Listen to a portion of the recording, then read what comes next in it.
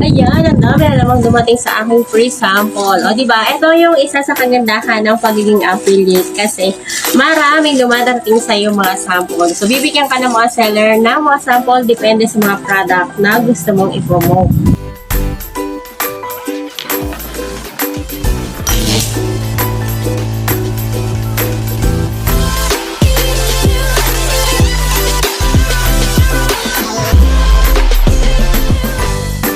Bilahin natin kung ilan to.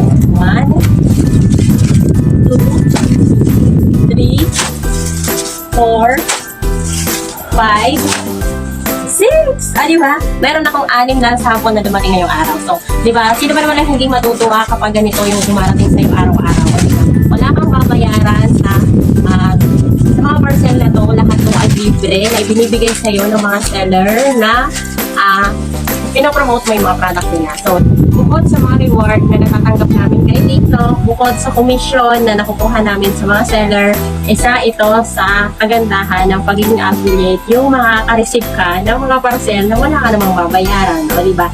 Ang kapalit nito is quality video na gagawin mo sa mga product na to. Tapos, pag gumawa ka na ng mga quality video, so pag in-approve na yan ni seller, marami pang sample product na pwede ipadala sa'yo kapag nagustuhan nila yung video na ginawa mo. O, diba? So, dito sa pagiging affiliate, galingan mo lang sa paggawa ng video, sa pag-promote ng product, at ang kapalit niyan ay ito. Ito, yung mga parcel na hindi mo na kailangang bayaran sa kanila.